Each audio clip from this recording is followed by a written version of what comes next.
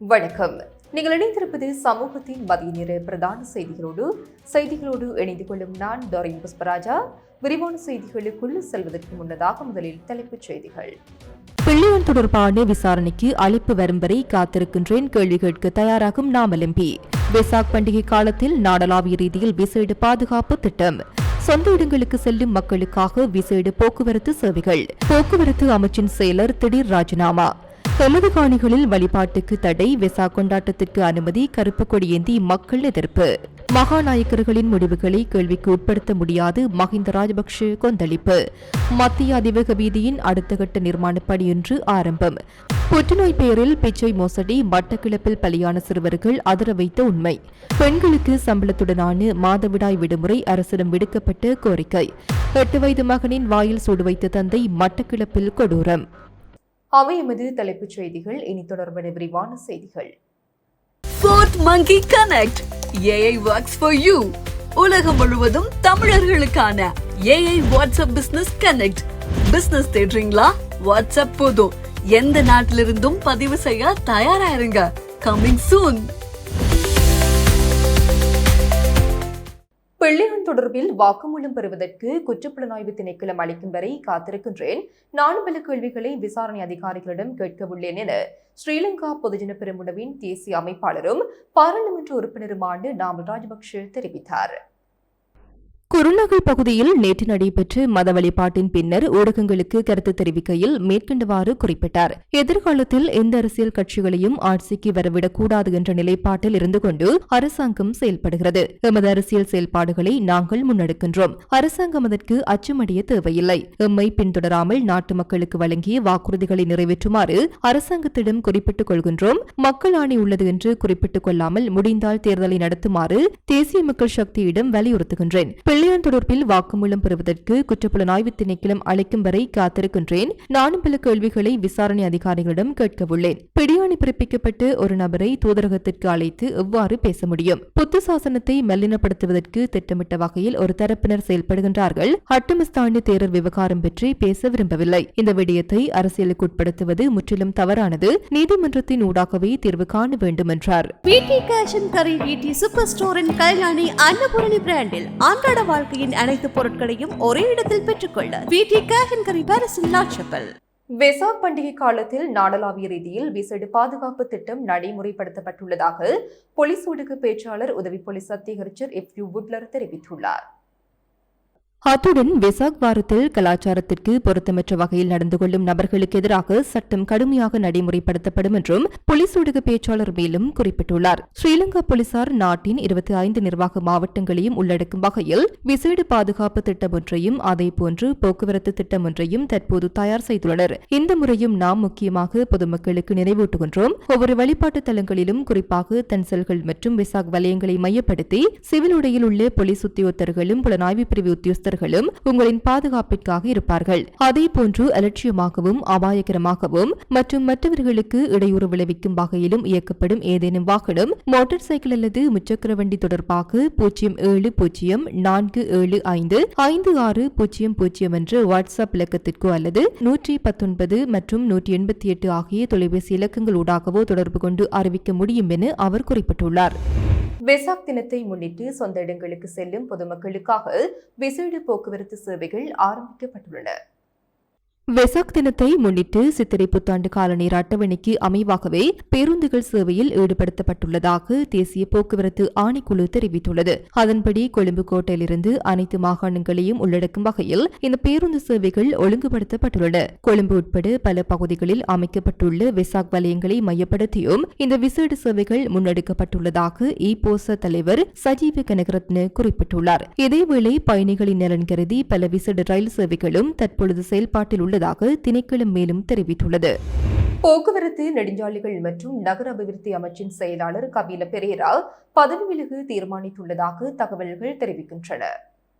கபில பெரேரா தமது தீர்மானம் குறித்து ஜனாதிபதி அனுரகுமார திசாநாயக்கவுக்கும் விளக்கமளித்துள்ளதாகவும் செயலாளர் பதவியிலிருந்து விலகுவது குறித்து பொது நிர்வாகம், மாகாண சபைகள் மற்றும் உள்ளூராட்சி அமைச்சுக்கு உத்தியோகபூர்வமாக அறிவித்துள்ளதாகவும் குறிப்பிடப்படுகின்றது. அமைச்சின் சிரேஷ்ட அதிகாரி ஒருவரின் அடிப்படை உரிமைகள் மீறப்பட்டுள்ளதாக அவருக்கு எதிராக உயர் நீதிமன்றம் தீர்ப்பளித்துள்ள பின்னணியில் அவர் இந்த தீர்மானத்தை எடுத்துள்ளதாக கூறப்படுகின்றது. இதேவேளையில் செயலாளர் பதவியிலிருந்து விலகிய பின்னர் பேராசிரியர் கபில பெரேரா மீண்டும் பல்கலைக்கழக சேவையில் இணைவதற்கு தயாராகி வருவதாக தெரிவிக்கப்படுகிறது. இவர் மொரட்டுவ பல்கலைக்கழகத்தின் உபவேந்தராகவும் கடமையாற்றியுள்ளமை குறிப்பிடத்தக்கது.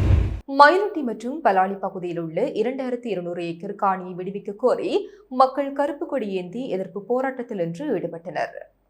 மயிலட்டி மேல்குடியேற்ற அபிவிருத்தி குழு மற்றும் கிராம அபிவிருத்தி சங்கத்தின் ஏற்பாட்டில் மயிலட்டி சந்திக்கும் ஹோமண்டோஸ் பங்களாவிற்கு முன்பாக இன்று வெள்ளிக்கிழமை காலை 9 மணியளவில் போராட்டம் ஆரம்பமானது. மயிலட்டி பகுதியில் உள்ள தனியார் காணிகள் மற்றும் 21 இந்து கிறிஸ்தவ ஆலயங்களை வழிபடுவதற்கான அனுமதிகளை வழங்க கோரி மக்கள் தொடர் போராட்டத்தில் ஈடுபட்டு வருகின்றனர். இந்த போராட்டத்தில் இந்து மற்றும் கிறிஸ்தவ மதகுருமார்களையும் கலந்து கொள்ள வேண்டும் என்று கோரிக்கை விடுத்ததுடன் தமது போராட்டத்திற்கு ஆதரவு வழங்கும் வகையில் அனைத்து மக்களையும் ஒன்றிணையுமாறு வேண்டுகோள் விடுத்துள்ளனர். கடந்த 36 வருடங்களுக்கு மேலாக சொந்த நிலங்களில் வாழும் உரிமையை இழந்துள்ள போதிலும் விசாக் மற்றும் ஏனைய நிகழ்வுகளின் போது பொதுமக்களுக்கு பாதுகாப்பை வழங்கி தமது நிகழ்வுகளை நடாத்தும் ராணுவத்தினர் செபஸ்தியார் கோவில் மற்றும் காணிக்கை மாதா கோவில்களுக்கு மக்கள் சென்று வழிபட அனுமதிக்காமைக்கான காரணம் என்ன என்றும் கேள்வி எழுப்பியுள்ளனர். மகாநாயக்க தேரர்கள் கூறும் கருத்துக்களையும் எடுக்கும் முடிவுகளையும் நாங்கள் ஏற்றுக்கொள்ள வேண்டும் என்றும் அது சரியா தவறா என்பது நமக்குரிய பிரச்சனை அல்ல என்பதால் அதனை நம்மால் கேள்விக்குட்படுத்த முடியாது என்றும் முன்னாள் ஜனாதிபதி மஹிந்த ராஜபக்ஷ குறிப்பிட்டார். கொழும்பு கோகுவல ஒட்லண்ட் மாவட்டத்தில் அமைந்துள்ள ஸ்ரீ சுமனாராம விகாரையில் புதிதாக நிர்மாணிக்கப்பட்ட தாது மந்திர் திறப்பு விழா நேற்றைய தினம் மாலை இடம்பெற்றது. அமரபுர தர்ம ரக்ஷித மகா நிகாயவின் அதுநாயக்கர் சாஸ்திரபதி வணக்கத்திற்குரிய வதகேதர விமலபுத்தி அனுநாயக்க தேரரின் திருக்கரங்களால் இந்த புதிய தாது மந்திர் திறந்து வைக்கப்பட்டது. இந்த உன்னத புண்ணிய உற்சவத்தில் மகா சங்கத்தினர் மற்றும் முன்னாள் ஜனாதிபதி மஹிந்த ராஜபக்ச ஆகியோர் சிறப்பு விருந்தினர்களாக கலந்து கொண்டதுடன் அப்பிரதேசத்தைச் சேர்ந்த பெருந்திரளான பௌத்த மக்கள் இந்நிகழ்வில் கலந்து கொண்டு வழிபாடுகளில் ஈடுபட்டனர். இந்நிகழ்வின் பின்னர் ஊடகங்களுக்கு கருத்து தெரிவித்த முன்னாள் ஜனாதிபதி மஹிந்த ராஜபக்சவிடம் இவ்வருடம் மே மாதத்தில் 2 வெசாக் போயா தினங்கள் வருவது குறித்து எழுந்துள்ள சர்ச்சை மற்றும் கலந்துரையாடல்கள் பற்றி கேட்கப்பட்டது. அதற்கு பதிலளித்த அவர் மகாநாயக்க தேரர்கள் கூறும் கருத்துக்களையும் எடுக்கும் முடிவுகளையும் நாங்கள் ஏற்றுக்கொள்ள வேண்டும் என்றும் அது சரியா தவறா என்பது நமக்குரிய பிரச்சினை அல்ல என்பதால் அதனை நம்மால் கேள்விக்குட்படுத்த முடியாது என்றும் குறிப்பிட்டார். அத்துடன் மகாநாயக்க தேரர்கள் ஒரு தீர்மானத்தை எடுத்திருந்தால் நாம் அதற்கு இணங்கி தலைவணங்கி செயல்பட வேண்டும் எனவும் அவர் வலியுறுத்தினார். மேலும் இம்முறை விசாக் பண்டிகைக்கான ஏற்பாடுகள் குறித்து வினவிய போது தாம் எப்போதும் போல சாதாரணமான முறையிலேயே இம்முறையும் விசாக் தினத்தை கொண்டாட உள்ளதாக முன்னாள் ஜனாதிபதி மஹிந்த ராஜபக்ச மேலும் தெரிவித்தார். மத்திய அதிவேக நெடுஞ்சாலையின் ரம்புக்கணி முதல் கலகெதர வரையிலான பகுதியின் நிர்மாண பணிகள் ஜனாதிபதி அனுரகுமார திசாநாயக்க தலைமையில் இன்று ஆரம்பமாக உள்ளன. மத்திய அதிவேக நெடுஞ்சாலையின் 3ஆம் பகுதியின் 2ஆம் கட்டத்தின் கீழ் 18.7 கிலோமீட்டர் தூரத்திற்கு இந்த நிர்மாண பணிகள் முன்னெடுக்கப்பட உள்ளன. இந்த திட்டத்தின் முதற்கட்டத்தின் கீழ் பொத்துஹெர முதல் ரம்புக்கணி வரையிலான பகுதியின் நிர்மாண பணிகள் தற்போது முன்னெடுக்கப்பட்டு வருவதுடன் அந்த பணிகள் அடுத்த வருடத்தின் நடுப்பகுதியில் நிறைவடையும் என எதிர்பார்க்கப்படுகிறது. முதற்கட்ட பணிகளுக்காக 78 பில்லியன் ரூபாய் செலவிடப்படுவதுடன் 2ஆம் கட்டத்தின் கீழ் ரம்புக்கணி முதல் ஹலஹெதர வரையிலான பகுதியின் நிர்மாண பணிகளுக்காக 112.4 பில்லியன் ரூபாய் செலவிடப்பட உள்ளது. இந்த திட்டத்திற்கு தேவையான அனைத்து நிதிகளும் உள்நாட்டு நிதியுதவிகள் மூலம் வழங்கப்பட்டுள்ளதுடன் இதன் நிர்மாண பணிகள் உள்நாட்டு ஒப்பந்த நிறுவனங்களினால் மேற்கொள்ளப்பட்டு வருகின்றமை குறிப்பிடத்தக்கது. கொழும்பு நகரின் மிகச்சிறந்த முகவரிகளில் ஒரு புதிய வாழ்க்கை முறையின் அடையாளம் உருவாகிறது. Blue ocean group. மட்டக்களப்பு நகரில் உள்ள விடுதியில் ஏற்பட்ட தீப்பரவலில் 2 பிள்ளைகள் உயிரிழந்த சம்பவம் தொடர்பில் அந்த பிள்ளைகளின் தந்தை என கூறப்படும் நபரை போலீசார் கைது செய்துள்ள நிலையில் விசாரணைகளில் பல திடுக்கிடும் தகவல்கள் வெளியாகியுள்ளன. கைதான சந்தேக நபர் உயிரிழந்த 2 குழந்தைகளின் தாய்க்கு புற்றுநோய் என கூறி போலி அடையாள அட்டையை பயன்படுத்தி பிள்ளைகளை வைத்து பிச்சை எடுத்து மோசடியில் ஈடுபட்டு வந்துள்ளமை தற்போதைய விசாரணையில் தெரிய வந்துள்ளது. மட்டக்களப்பு வைத்தியசாலையில் புற்றுநோய்க்காக அனுமதிக்கப்பட்டுள்ள தாயை பார்வையிடுவதற்காக தமது தந்தையுடன் அவரது 2 பிள்ளைகள் பதுளையில் இருந்து மட்டக்களப்பு நகருக்கு சென்றிருந்தனர். இதன்போது அவர்கள் விடுதியொன்றில் தங்கியிருந்த போது விடுதிக்குள் ஏற்பட்ட தீப்பரவலில் 3 வயதுடைய ஆண் பிள்ளை ஒன்றும் 5 வயதுடைய பெண் பிள்ளை ஒன்றும் கடந்த புதன்கிழமை மூச்சு திணறலால் உயிரிழந்தனர். இந்த நிலையில் குறித்த தந்தையின் அடையாள அட்டையை பரிசீலித்த போது அது வேறு ஒருவருடையது என கண்டறியப்பட்டுள்ளது. அந்த அடையாள அட்டைக்கு சொந்தமானவர் பதுளையைச் சேர்ந்தவர் என்றும் அவரது அடையாள அட்டை கடந்த 2023ஆம் ஆண்டு காணாமல் போன நிலையில் சட்ட ரீதியாக புதிய அடையாள அட்டை பெற்று தற்போது கடவத்தையில் அவர் வசித்து வருகின்றார் எனவும் தெரிய வந்துள்ளது. அவரது அடையாள அட்டையை தம்முடையது என கூறி கைதான அக்குரச பகுதியைச் சேர்ந்த இந்த சந்தேக நபர் குறித்த குற்றச்செயலுக்காக பயன்படுத்தியுள்ளமை கண்டறியப்பட்டுள்ளது. இந்நிலையில் மனைவி புற்றுநோய்க்காக சிகிச்சை பெற்று வருவதாக கூறிய விடயமும் போலியானது என்பதுடன் அவரது மனைவி மாத்தறையில் உள்ள வீட்டில் இருப்பதாகவும் கூறப்படுகின்றது. சந்தேக நபர் தனது மனைவிக்கு புற்றுநோய் என கூறி பல இடங்களில் யாசகத்தில் ஈடுபட்டு வந்துள்ளார். கைதான சந்தேக நபருக்கு எதிராக அத்திருக்கிரிய, சப்புகஸ்கந்த, அனுராதபுரம், கொழும்பு உள்ளிட்ட பல பகுதிகளில் உள்ள போலீஸ் நிலையங்களில் முறைப்பாடுகள் காணப்படுவதாகவும் அவருக்கு எதிரான பிடியாணை ஒன்றும் பிறப்பிக்கப்பட்டுள்ளதாகவும் கூறப்படுகின்றது. இந்நிலையில் இந்த சந்தேக நபரை நேற்றிரவு போலீசார் கைது செய்ததுடன் அவரது தாயாரையும் விசாரணைக்கு அழைக்க போலீசார் நடவடிக்கை எடுத்துள்ளனர். சம்பவம் தொடர்பில் மட்டக்களப்பு தலைமையக போலீசார் மேலதிக விசாரணைகளை முன்னெடுத்து வருகின்றனர். அரசிடம் பணம் இல்லை என்பது உண்மையல்ல. உண்மையில் அவர்களிடம் வாக்குகள் இல்லை. தேர்தல் தோல்விக்கு அஞ்சி அரசு தேர்தலை நடத்தாமல் தவிர்க்கின்றது என எதிர்க்கட்சி நாடாளுமன்ற உறுப்பினர் தயாஸ்ரீ ஜெயசேகர கடுமையாக குற்றம் சாட்டியுள்ளார். ஊடகங்களுக்கு கருத்து தெரிவிக்கும் போதே அவர் இவ்வாறு கூறியுள்ளார். அவர் மேலும் தெரிவிக்கையில், தற்போதைய அரசு ஆட்சிக்கு வந்தவுடன் தற்போதுள்ள மாகாண சபை கட்டமைப்புக்கு பதிலாக புதியதொரு முறையை அறிமுகப்படுத்துவதாக ஆரம்பத்தில் உறுதியளித்திருந்தது. எனினும் அது குறித்து பேசி 1.5 வருடங்களுக்கு மேல் கடந்துள்ள நிலையிலும் இதுவரை எந்தவொரு தெளிவான பொறிமுறையையும் அரசு அறிமுகப்படுத்தவில்லை. இந்நிலையில் தேர்தலை நடத்துவதற்கு நிதி பற்றாக்குறை நிலவுவதாக அண்மையில் அரசியல் கட்சியின் பொதுச் செயலாளரான டில்வின் சில்வா குறிப்பிட்டிருந்தார். தேர்தலை ஒத்திவைப்பது தொடர்பான இவ்வாறான அறிவிப்புகளை வெளியிடுவதற்கு ஒரு அரசியல் கட்சியின் பொதுச் செயலாளருக்கு என்ன அதிகாரம் உள்ளது? மக்களாட்சியை பாதுகாப்பதும் தேர்தல்கள் உரிய காலத்தில் நடத்தப்படுவதை உறுதி செய்வதுமே அரசியல் தலைவர்களின் பொறுப்பாக இருக்க வேண்டுமே தவிர சாக்குப்போக்கு கூறி தேர்தல்களை தாமதப்படுத்துவது அல்ல. அரசின் மீது இன்னும் மக்களுக்கு நம்பிக்கை இருக்கின்றது என அவர்கள் உண்மையாகவே கருதினால் தமக்கான மக்கள் ஆதரவை சோதித்து பார்க்க தேர்தலுக்கு முன்வர வேண்டும். நாட்டின் பொருளாதாரம் தற்போது ஸ்திரமடைந்துள்ளது என்றும் தங்களின் ஆட்சிக்கு மக்கள் மத்தியில் பலத்த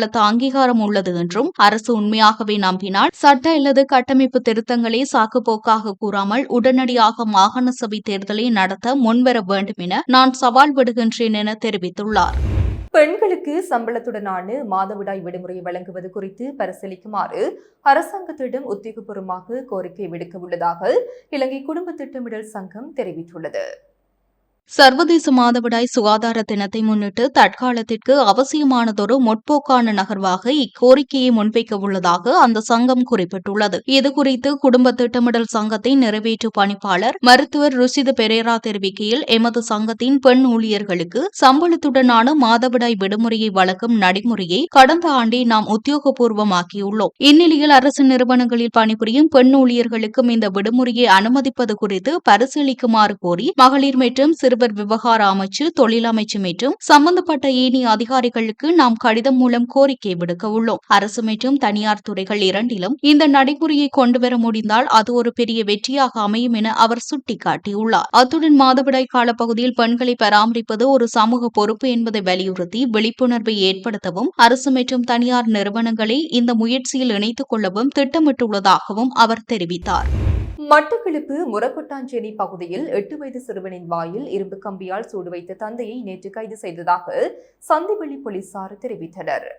குறித்த பிரதேசத்தில் உள்ள பாடசாலை ஒன்றில் 3ஆம் ஆண்டில் கல்வி கற்று வரும் 8 வயது சிறுவன் பாடசாலை வகுப்பறையில் தகாத வார்த்தைகளை பயன்படுத்தி வந்துள்ளார். இது தொடர்பாக குறித்த சிறுவனின் பெற்றோரிடம் ஆசிரியர் முறைப்பாடு செய்ததை அடுத்து சிறுவனின் தந்தை மகனின் வாயில் இரும்பு கம்பியால் சூடு வைத்த சம்பவம் கடந்த செவ்வாய்க்கிழமை இடம்பெற்றுள்ளது. சிறுவனிடத்தில் அவனது தந்தை நடந்து கொண்ட விதத்தை அறிந்த அப்பகுதி கிராம உத்தியோகத்தர் நேற்று வியாழக்கிழமை போலீசில் முறைப்பாடு செய்துள்ளார். இதனைத் தொடர்ந்து போலீசார் சிறுவனுக்கு சூடு வைத்த தந்தையை கைது செய்ததுடன் பாதிக்கப்பட்ட சிறுவன் வைத்தியசாலையில் அனுமதிக்கப்பட்டார். இது தொடர்பான மேலதிக விசாரணைகளில் சந்திவெளி போலீசார் ஈடுபட்டு வருகின்றனர்.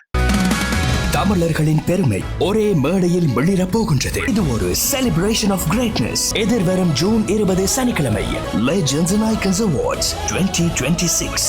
மட்டக்களப்பு நகரில் முச்சக்கர வண்டி ஒன்றை கூலிக்கு அமர்த்தி சென்ற கொள்ளையர்கள் அதன் சாரதிக்கு மயக்க மருந்து தெளித்து அவரிடமிருந்து தங்க ஆபரணங்கள், பணம் மற்றும் கைபேசி என்பனவற்றை கொள்ளையடித்து சென்ற அதிர்ச்சி சம்பவம் இடம்பெற்றுள்ளது. மயங்கிய நிலையில் ரிதனி காட்டுப்பகுதியில் கைவிடப்பட்டிருந்த முச்சக்கர வண்டி சாரதி நேற்று வியாழக்கிழமை காலை மீட்கப்பட்டு மட்டக்களப்பு போதனா வைத்தியசாலையில் அனுமதிக்கப்பட்டுள்ளதாக வாழைச்சேனை போலீசார் தெரிவித்துள்ளனர். மட்டக்களப்பு பூநொச்சிமுனை பகுதியைச் சேர்ந்த 62 வயதுடைய முச்சக்கர வண்டி சாரதி ஒருவரே இச்சம்பவத்திற்கு முகம் கொடுத்துள்ளார். சம்பவ தினமான நேற்று முன்தினம் பிற்பகல் 3 மணி அளவில் வீடு சென்று மதிய உணவை உட்கொண்ட அவர் மீண்டும் பணிக்கு திரும்பியுள்ளார். இரவு 7 மணி அளவில் இரவு உணவிற்காக இடியாப்பம் வாங்கிக் கொண்டு வீடு திரும்புவதாக தனது உறவினர்களுக்கு கைபேசி மூலமாக தெரியப்படுத்தியுள்ளார். இதற்கிடையில் மட்டக்களப்பு நகரின் ஆட்டோ தரிப்பிடத்தில் இருந்து நபர் ஒருவர் வாழைச்சேனை வரை செல்வதற்காக இவரது முச்சக்கர வண்டியை வாடகைக்கு அமர்த்தியுள்ளார். எனினும் இரவு 11 மணியாகியும் சாரதி வீடு திரும்பாததாலும் அவரது கைபேசி வேலை செய்யாததாலும் பதற்றமடைந்த உறவினர்கள் அவர் காணாமல் போயுள்ளதாக போலீஸ் நிலையத்தில் முறைப்பாடு செய்திருந்தனர். நேற்று காலை வாழைச்சேனை போலீஸ் பிரிவுக்குட்பட்ட ரிதன்னி காட்டுப்பகுதியை அண்டிய பகுதியில் முச்சக்கர வண்டி ஒன்று அனாதரவாக நிற்பதை அப்பகுதி மக்கள் அவதானித்துள்ளனர். அருகில் சென்று பார்த்தபோது அதற்குள் சாரதி மயங்கிய நிலையில் கிடப்பதைக் கண்டு உடனடியாக வாழைச்சேனை போலீசாருக்கு தகவல் வழங்கியுள்ளனர். சம்பவ இடத்திற்கு விரைந்த போலீசார் மயக்கமுற்று கிடந்த சாரதியை மீட்டு அவசர சிகிச்சைக்காக மட்டக்களப்பு போதனா வைத்தியசாலையில் அனுமதித்தனர். கொள்ளியர்கள் திட்டமிட்டபடி முச்சக்கர வண்டியை வாழைச்சேனை நோக்கி வாடகைக்கு அமர்த்தி சென்றுள்ளனர். வழியில் வைத்து சாரதிக்கு மயக்க மருந்து தெளித்து அவர் சுயநினைவு இழந்ததும் அவரிடமிருந்த 1 பவுண்ட் தங்க மோதிரம், பணம், கையடக்க தொலைபேசி ஆகியவற்றை சூறையாடிக் கொண்டு அவரை முச்சக்கர வண்டியுடன் காட்டுப்பகுதியில் கைவிட்டுவிட்டு தப்பியோடியுள்ளமை போலீசாரின் ஆரம்பகட்ட விசாரணைகளில் தெரிய வந்துள்ளது. இக்கொள்ளைச் சம்பவம் தொடர்பாக மட்டக்களப்பு தலைமையக போலீசாரும் வாழைச்சேனை போலீசாரும் இணைந்து விசாரணைகளை ஆரம்பித்துள்ளதுடன் தப்பியோடிய கொள்ளையர்களை வலைவீசி தேடி வருகின்றனர். இத்துடன் சமூகத்தின் மதிய நேர பிரதான செய்திகள் நிறைவு பெறுகின்றன. தொடர்ந்தும் சமூகத்தோடு இணைந்திருங்கள். எமது RIP பேச்சுக்கு கிடைத்த மரண அறிவித்தல்கள். யாழ்ப்பாணம் சிறுப்புட்டியை பிறப்பிடமாகவும் பிரித்தானியா லண்டனை வதிவிடமாகவும் கொண்டிருந்த திரு இளையதம்பி பொன்னம்பலம் அவர்கள் 27/5/2026 புதன்கிழமை அன்று இறைப்பதமடைந்தார். யாழ்ப்பாணம் கொக்குவிலை பிறப்பிடமாகவும் சுதுமலையை வதிவிடமாகவும் கொண்டிருந்த திருமதி சரவணமுத்து மனோன்மணி அவர்கள் 27/5/2026 புதன்கிழமை அன்று இறைவனடி சேர்ந்தார். யாழ்ப்பாணம் இளவாலை சிறுவிழானை பிறப்பிடமாகவும் திருகோணமலை உவர்மலையை வதிவிடமாகவும் கொண்டிருந்த திருமதி சிவானந்தம் நாகலட்சுமி அவர்கள் 27/5/2026 புதன்கிழமை அன்று காலமானார். பதுளை பசறை இலக்கம் 67 DS சேனாநாயக்க மாமத்தையை பிறப்பிடமாகவும் வதிவிடமாகவும் கொண்டிருந்த திரு செல்லையா பத்மநாதன் அவர்கள் 27/5/2026 புதன்கிழமை அன்று இறைவனடி சேர்ந்தார். மேலே அறிவிக்கப்பட்ட அனைத்து மரண அறிவித்தல் இறுதிக்கிரியை பற்றிய தகவல்களை அறிந்து கொள்ள ரிப் பேஜை பார்வையிடுங்கள். இதற்கான லிங்க் கீழிருக்கும் டிஸ்கிரிப்ஷனில் பார்வையிடலாம். இது போன்ற செய்திகளை தெரிந்து கொள்ள சமூகம் நியூஸ் சேனலை சப்ஸ்கிரைப் செய்து அருகில் உள்ள பெல் பட்டனை கிளிக் செய்யுங்கள். மேலும் இது போன்ற செய்திகளை உடனுக்குடன் தெரிந்து கொள்ள சமூகமீடியா.com என்ற இணையதளத்தின் வாயிலாகவும் எங்களுடன் இணைந்திருங்கள்.